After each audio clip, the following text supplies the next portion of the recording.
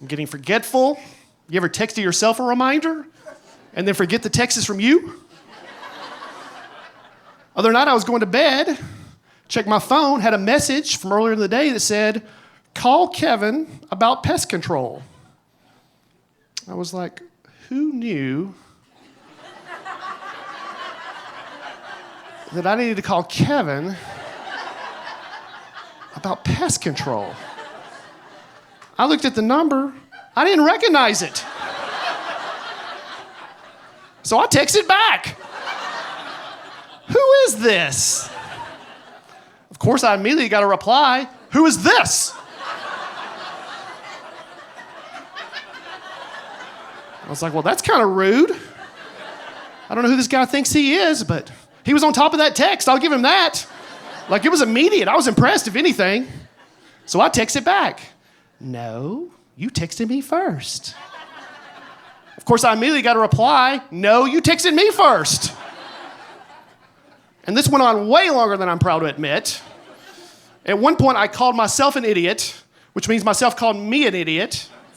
And then the next day, I showed it to my fiance, and she said, well, technically, you're both right. I'm not smart. I don't have kids, but I admire all the parents here with kids. But let me just ask you guys, though, who do you think have it harder, mothers or fathers? I think it's mothers, too, and here's why. You've never heard about a mother who had a secret second family somewhere else.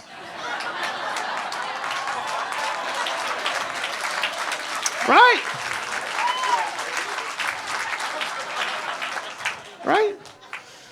Because we've all heard about a man. Did you hear about Tom, who's supposed to be traveling out of town on business? Turns out he had a whole second family.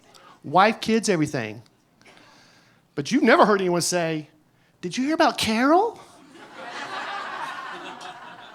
She was raising a family here.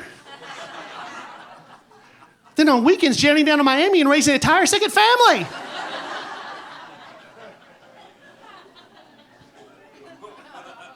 I hope I can be a good husband. We'll see. I hope I can protect my wife. I doubt it. Not exactly what you call a manly man. I know that may shock some of you. Here's one way I know. Other day, my mom called me and said the ladies group at her church was taking a self-defense course and thought I might want to join her.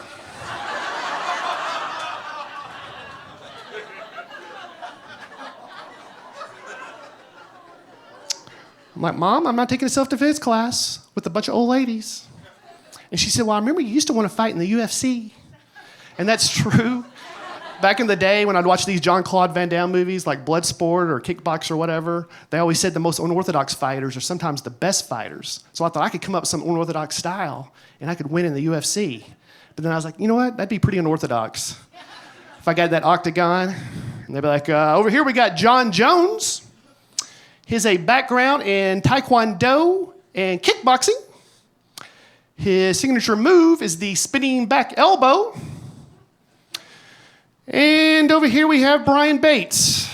He has a background in self-defense training from the Holland Heights Church of Christ Ladies Group.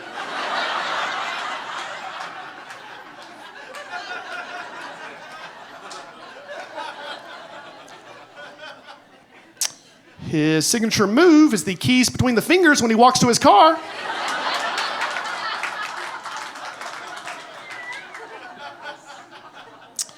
He's also good with mace and strapping his purse across his chest for safety. Folks, I'm Brian Bates. Thank y'all so much.